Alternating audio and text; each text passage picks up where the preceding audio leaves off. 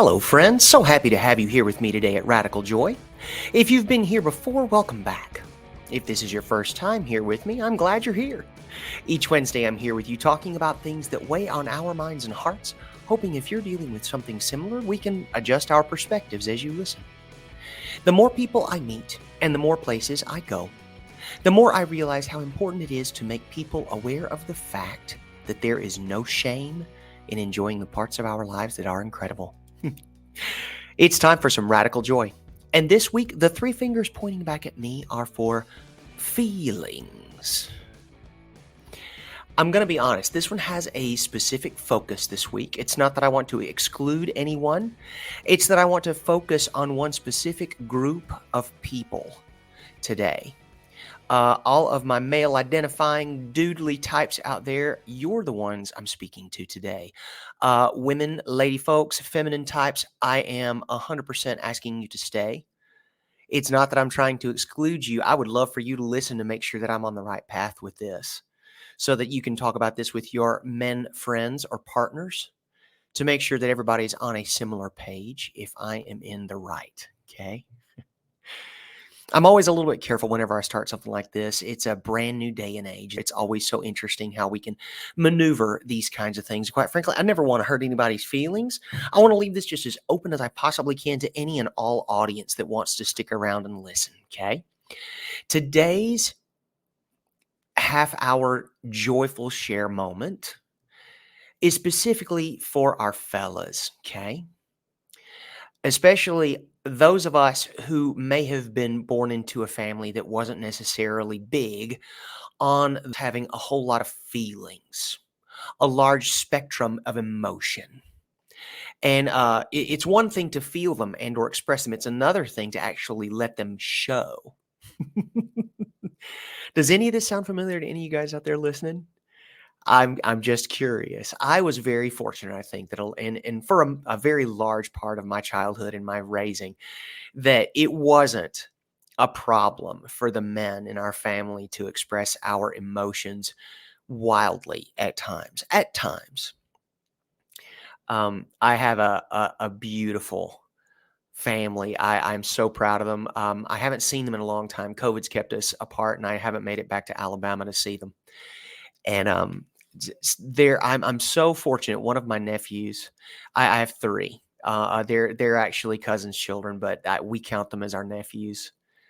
And one of them, he has this enormous heart. He has always been such a feeler, and it's so interesting to watch a young man grow up with this enormous capacity for love and emotion. And to see how he navigates that enormous spectrum, especially if he's raised in a family where that's not always the norm. It's not always the thing that is the most comfortable or the most accepted. I'm not knocking anybody here. I'm just saying that it was relatively new territory for a lot of us because he was just such a feeler. He was such a big-hearted human being and still is, as far as I know. And it was one of those things where I felt an incredible closeness to this young man because it was always one of those things like, I know what he's going through. And to hear the way that some people would talk about it like a handicap or a weakness of some sort, and I'm not knocking them. If this is you I'm talking about, understand I'm just using this for an example. It's neither good nor bad. It's just the way that I saw it. And I remember having to come to his defense, in my opinion. It's like, look, that young man has a lot of feelings, and I will not sit here and listen to people talking about how he has too many feelings, how he is too tender-hearted, how he is too much of this wonderful thing that connects him to the rest of humanity, okay? And I had to listen to this kind of thing. I didn't have to listen long because whenever people brought that up, luckily I was a wise enough individual, meaning old enough to be able to stand up and say, I won't sit here and listen to that. Not that I'm any kind of hero in this story. I'm just here to make sure that people know I knew what he went through because I went through something similar. Luckily, my family was very supportive of me, and if they weren't, I never knew about it. But there were people in my school that were very harsh with me because of these enormous feelings that I had. But was pretty bold about showing them to be a young man being raised in the rural South back in the day, And again, not blowing my horn of any kind of situation. I'm just making sure that I set a very clear picture about what's happening here. I fear, and I'm hoping that we're moving away from men not being able to show these kinds of feelings and emotions. And I fear that some of it is still clinging, and I'm hopeful that a lot of it is moving forward, that we are evolving as a whole species of folk, that we can acknowledge the fact that everybody has the capacity for this enormous love, for this emotion that wells up. And especially when you're a young person, these are brand new feelings, the depth of which you are probably very unfamiliar. And I'm sure they could be very upsetting, scary, any number of these. I don't want to say negative, but they're very overwhelming feelings without the proper guidance to sort of navigate. You know what I'm saying? And if you don't have the proper guidance or mentorship, sometimes you can get stuck feeling as though these things are out of place. They're unnatural. They're not the way things are supposed to be. And I would like to step up right now to say that if any of you listening had a similar situation and still feel as though you combat this, I give you permission to explore those things just a little bit more deeply. I think that sometimes a lot of people need permission from whatever source so that they're feeling as though they need to do these kinds of things, to do this kind of work. That I want to be the guy that says, "Hey, you listening right there that has more feelings than you feel you are safe to express. I see you. I know you. And I want to give you permission to go ahead and do that. Explore it." It never ceases to amaze me how many of my specifically male friends have a very interesting relationship with the breadth of their emotional spectrum. I am very tactile. I'm incredibly huggy. I love my people. And if I love you, you know it. Why is that? Because chances are I've probably come close in breaking a rib in embrace. It's so important that every one of us tries to explore these things. I think that the women among us have an easier time of this because they are expected to be the emotional, the nurturing, the feeling of us. And I want to make sure you know that I don't feel like being shortchanged like that anymore. All the emotions are available to all the people. That's what I want to say. And please don't let me put this foot any further down my neck than is absolutely necessary. I'm speaking to my men because this is the thing that I went through, and I want to sort of explore that with you today and make sure that if you're feeling something similar, that you know, number one, you're not alone. Number two, I see you, and I want to make sure that you know that it is safe to do these kinds of things to the extent you feel secure doing it. And number three, I think that we would all benefit from the fact that if you reached out more frequently to more of your tribe in a closer, deeper way, that it would help all of us level up and become bigger, better, stronger, smarter, more emotionally intelligent, and in touch human beings. This is definitely the best way I know to connect with this idea.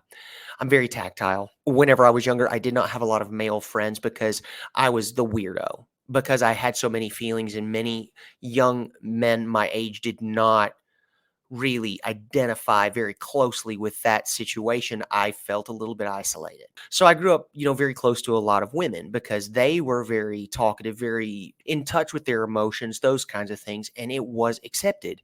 And whenever they had very large feelings they didn't know how to deal with, it was really easy to go to that group of friends and talk about that with them because they were willing, they were open, they were ready. As I grew older and made more friends from different parts of the United States and different parts of the world, I began to realize that there is an openness that can be met with other men who are safe, secure, and more emotionally evolved, if that's okay to say. And that is a glorious thing. And it has provided immense nourishment for me in my emotional growth in those years that followed. There are people from different cultures who find it very bolstering to have that very tactile relationship that whenever you're speaking with a male friend that you make a physical connection as well, a hand on an arm, a hand on the back of the neck, or like, an arm around a shoulder, any number of these things. Something as simple as a knee to knee contact while you're sitting at the table, enormously comforting. It makes a whole other point of connection whenever you're speaking to someone, and not only do you have their intellectual connection, but that physical connection is colossal. And I'm saying these things because I think these are exercises in way to become more free in yourself with these sorts of emotional connections, because I don't know that a lot of the time we'll joke about it. Guys are notorious for being absolutely awful to each other in a friend group. If a stranger were to come in and try the same kind of treatment to any member of the friend group, they would absolutely slaughter that interloper. And I love that. Now, my question is this: is there a way that we can get to the slaughtering of the interloper without making it so damn difficult to be good to one another while in the friend group? Is that okay to say? I would like to pose that invitation.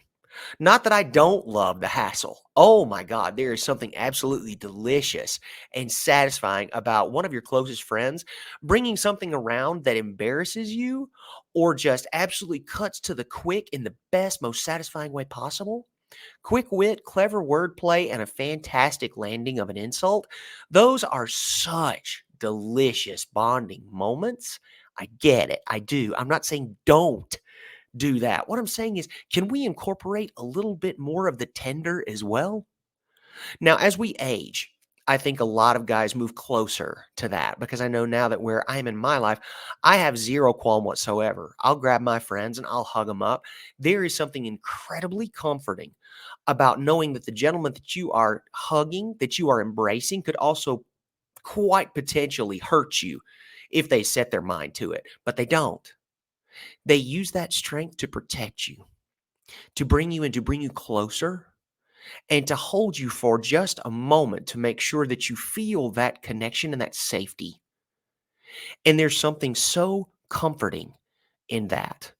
And as we age, as we become, and I think this has become a very negative term, but I think the more domestic we become, meaning that as we settle down, as we find partners and make families and things like that, that is so much clearer in those respects and in those situations and family units, how much more important it is for a man to be tender and attentive and loving and very gentle in his love while still maintaining the potential for protector and providing and all these other kind of things that are very much a stereotypical hunter-gatherer terminology, quote unquote, role.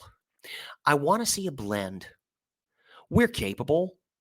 We have more than enough capacity to do all of these things. And what I want to do, I want to start sooner. I want it to start sooner. There's no reason why you'd have to wait until you've got a wife and children and you have to wrestle with that. And a lot of men do. I know a lot of men really have to come to grips with the fact that now they're doing this when before they were doing something very different. If we integrated more of that into our younger formative years, amongst the younger generations coming up, to let them cry, to let them be more vulnerable. Love that word. Difficult to say at times. I'm really happy it came out the right way the first time I said it. That's crucial. That's so important. I'll never forget, I was at the gym one day whenever I was still in North Carolina, and we're all working out, and we just finished this particularly nasty workout.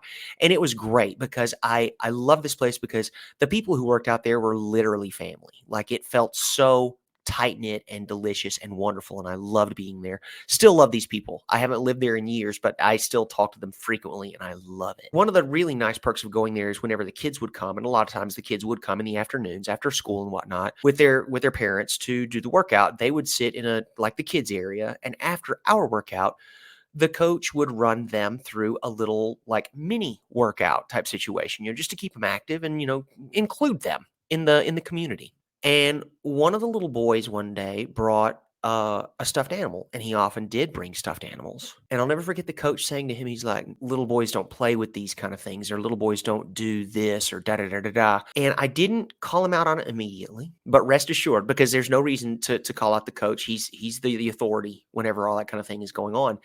And When everything was done and no one was around, I took him aside and I said, "Hey, I never want to hear that kind of talk again." I said, "Young men who play with toys like that, who learn to nurture and care for their toys in such a manner, it is shown that they have a wider emotional spectrum and that they make better partners and parents."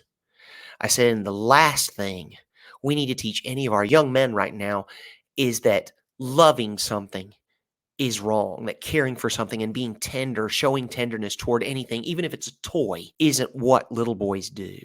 And he blinked at me a couple of times and he nodded his head. And that was the end of the conversation that day. And the next time I came to the gym, that same man, whom I hold in incredibly high esteem, I want to make sure I say, came to me and he said, "I thought a lot about what you said." And he said, "And you're right." He said, "I will never do something like that again." Wow. One, I was terrified to say something like that to him. I never want to hurt that relationship because he's one of my absolute closest friends in the whole world, even now. Love him like he was my own family. And things I believe in that deeply, that strongly, must be said, even at the risk of causing a problem with your nearest and dearest. It's such an important thing that needs to be said. It's such a crucial idea, in my estimation, of where we need to move as a humanity. I am so unbelievably exhausted of our poor men not knowing how to deal with these huge emotions. And it is unfair for their partners to have to be their emotional catch all. It is not just to expect that their partners take all of their emotional everything and have to help them deal with it one on one. They need a tribe. And in order to do that, I think it's so important that men are able to share that tenderness with their other men friends and not rely solely on their partners to be that for them. I really strongly believe this. I do. I don't think that any one person can complete any other person one to one. I really don't. And I think to look for that, it's a 1 in a billion shot that you find somebody like that. In the interest of mathematics and probability, please allow yourself to open this emotional spectrum to your tribe of people. Have the person you go to whenever you are dealing with insecurities in your relationship. Have the person you go to when you're nervous that the choices you make as a parent aren't really working the way that you'd hoped they would. Have the person you go to when life at work is making you insane. Find these people, make connections, make a web. I have to do it. I don't have a partner. I ain't got nobody, okay? Just to keep this from being so incredibly heavy, I just want to say, look, and that's not a lament either, just so we're clear. Like, I love flying solo. I really do. It's very enjoyable for me. I have a lot of amazing people. When I have a specific issue, I know who I need to speak to about it. And if I don't, the whole thing usually has a way of working its way out. I had a terrible dream the other night. Terrible dream. And I usually don't even remember my dreams. This one was bad enough that it woke me from a sound sleep and I couldn't go back to sleep. I was like, okay. Didn't know who to talk to. Didn't know who to chat. It shook me so hard. I just had a really hard time figuring out who I was going to contact about it. About 2 hours later, I got a text message from a buddy who's, again, one of my oldest friends. He and I worked together in Colorado years ago and have been very good friends ever since. He started with some kind of political nonsense, and I was just not having it. I was absolutely shaken to my core. We don't agree all the time on politics, and that's okay because I know he's doing the work, and I know he really wants to get to the bottom of things. He's not just listening and regurgitating. He's listening, digesting. He is taking it in from so many different sources, and he's still coming up with what I think is not the right answer. He reaches out to me and he starts with this again. And I'm just like, I am not in the mood. Okay. This is not the day. This is not the topic. And I am not the one. Instead of taking a moment to think about this, might have been the universe serving this guy to me so that I can talk to him about this dream that I've had that has shaken me, unlike anything has shaken me in probably a year, if not longer, because I didn't think to ask. I've had these big feelings my whole life, and I feel like I've grown into them pretty well, and I still have moments where I slip, and I'm just like, "Oh, oh, oh, right. He was sent so that I have somebody to talk to because he absolutely gets it. He would understand why this was so upsetting and why I am so ready to bite his face off right now for a political discussion that usually we get very passionate about, but I don't usually respond in such a combative manner. Emotions. We all got them. Why the heck men feel as though they have to put a lid on them and literally just like force them down until they blow up? Because that's the thing about emotions. They don't disappear. You can squeeze them down as much as you want. They're not going to like go tooting out your rear end. None of that kind of stuff. Such coarse examples. I apologize. They're going to out. You cannot sublimate these big feels. You can squeeze them down, and eventually, I mean, honestly, a lot of times it turns into something like a heart attack, a heart disease, stroke, any number of things. If you don't know how to deal with your emotions, if you don't learn how to do those kind of things now, it can 112% lead to something absolutely catastrophic in your life. If not currently, definitely sooner or later. That's really very vague. I apologize. It can lead to something.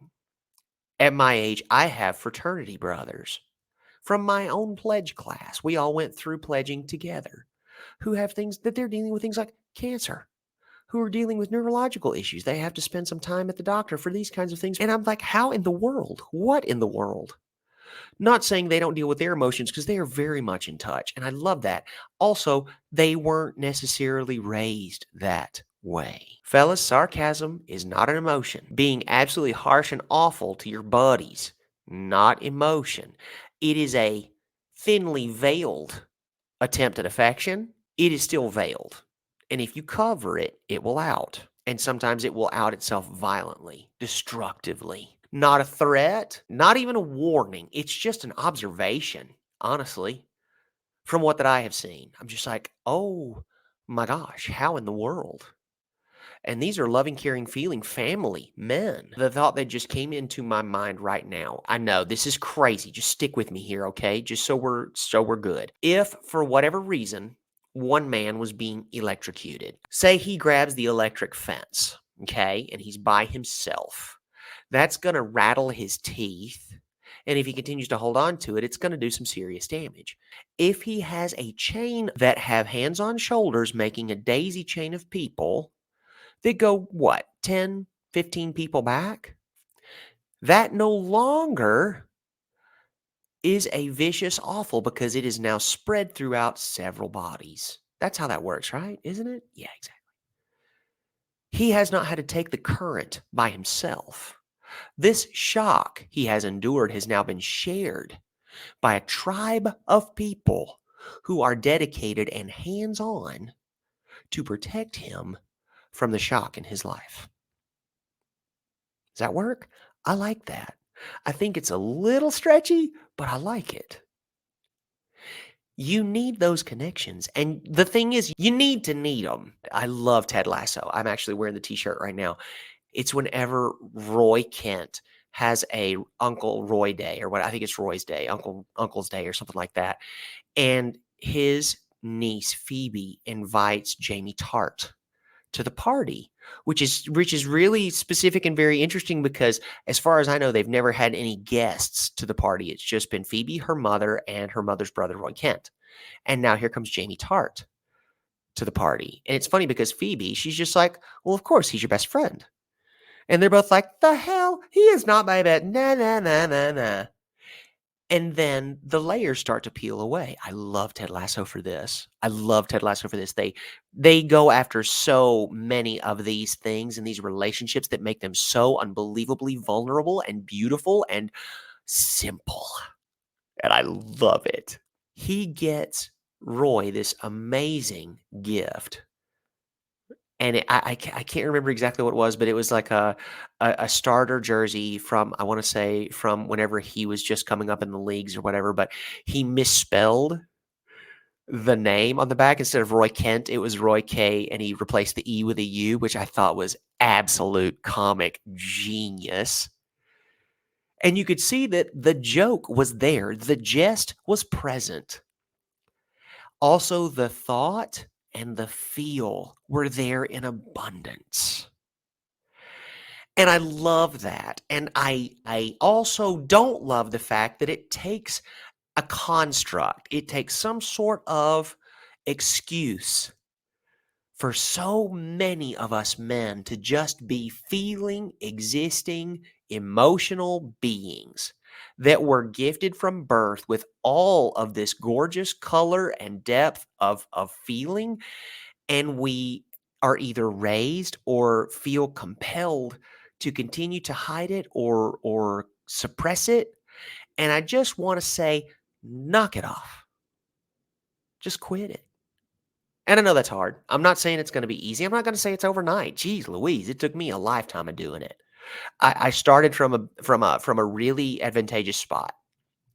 And then I was surrounded by men who were very community minded, who were very tactile, and they knew that I needed that in order to reach my own emotional growth. And I love it. And I want to encourage you to take those steps.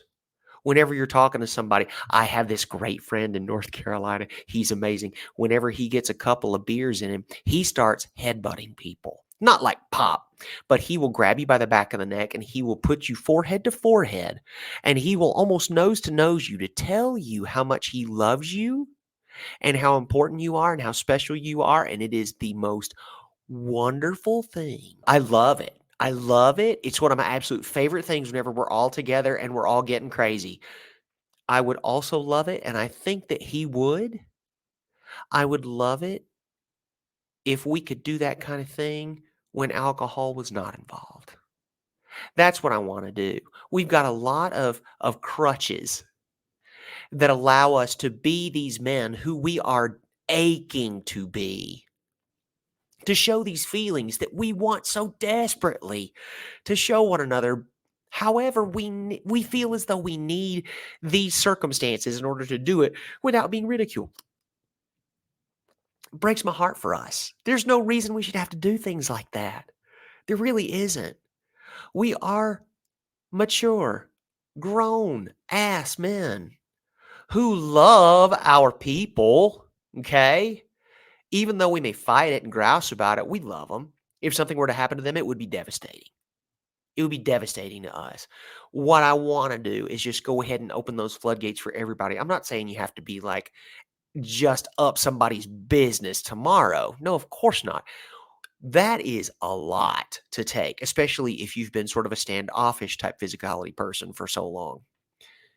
I encourage you to try it. I encourage you to allow yourself to be more open, more feeling, more honest with yourself and with your tribe about how you feel with these people. Take some of the burden off of your partner, please.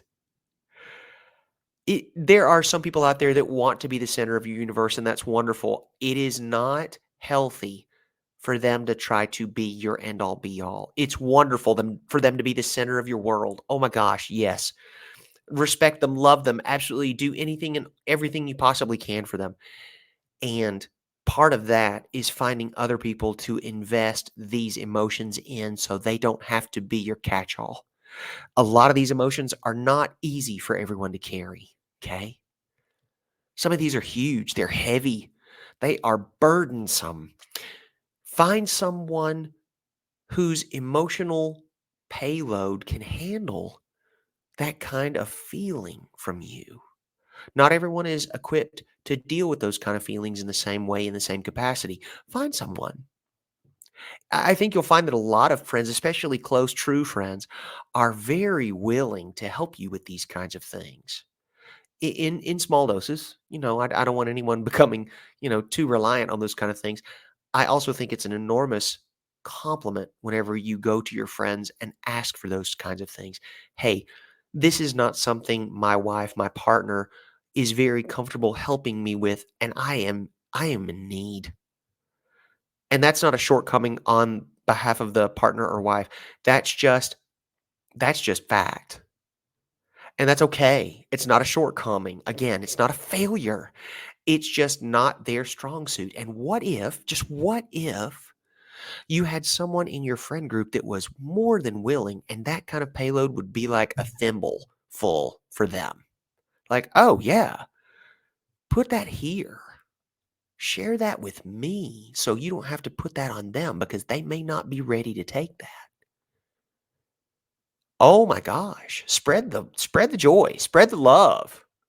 Please and thank you. More than anything, just feel those feelings. We've got them. It's not that we don't. And if you say you don't, well, you're telling me a story. And worse, you're telling yourself a story. So why don't you shut the book and just acknowledge the fact that we all have these things? We have insecurities. We have vulnerabilities. We have all of these things that just make us all the more beautiful a human being because we have more depth to show and more colors to display. So get to it already. Dang. Oh my God. I love the time we get to spend together. I know I say that every time. I do.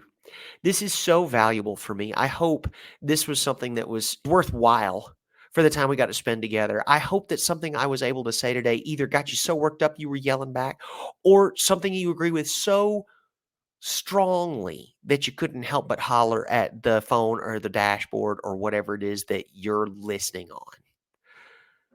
I love the time we get to spend together. I love that you're here. If this is your first episode, welcome. I'm so happy you're here. Thank you so much for joining us here at Radical Joy. If this is not your first episode, hey, welcome back, especially any and all of you fellas out there that are listening. I am so happy you're here, and thank you for getting to this part of the broadcast. If you're a review type person, I hope that you'll leave us a 5-star review. Please take a screenshot of that, send it to us so I can send you a sticker. I want to make sure that I reward folks who enjoy what they're doing here, who give us good press, who share us with their friends and loved ones who think might benefit from what we try to do here at Radical Joy. Thank you. And I want to make sure that you've got something, a token, probably a sticker. It's going to be a sticker with my face on it. And I'm sipping a cup of coffee and I'm loving my life. Put that on a journal, put it on a water bottle, a computer, stick it on your car. Wherever it is you want to put this sticker, stick it. Because we would love to send you one, especially for a 5-star review. Thank you so much. And as always, friends, thank you for joining us. Thank you for the shares, for the downloads, for any and all of it. It is such a huge help to us here to try to get the message out to as many people as want to hear it. Love y'all. The bottom line is, use your words, friends. Thank you for joining us again in this moment of radical joy. If this is your first time, we're so happy you're here. Take a moment to check out our archive, see if there's something else that fires you up, rekindles the joy in you. And hey, spread the word if you enjoyed it. We welcome reviews and messages. Let me know what you want to talk about. I rarely run out of things to say. So if there's something on your mind or heart, I want to hear from you. Don't forget, there is no shame in joy. I am not a therapist or a medical professional. If you're experiencing a mental health emergency, please call 911. This content and other content produced by CLW Studios and affiliated partners is not therapy, and nothing in this content indicates a therapeutic relationship. Any opinions of guests on this podcast are their own and do not represent the opinions of James or CLW Studios. Please consult with your therapist or seek one in your area if you're experiencing mental health symptoms. Anything in this podcast is for educational and entertainment purposes only. Learn more about James and CLW Studios. Follow the link in the show notes. Don't forget to leave a review, and hey, we'll send you a sticker. Just send a screenshot and let us know where you want it sent. Have a great week, and we will see you next Wednesday for another dose of radical joy. Love y'all.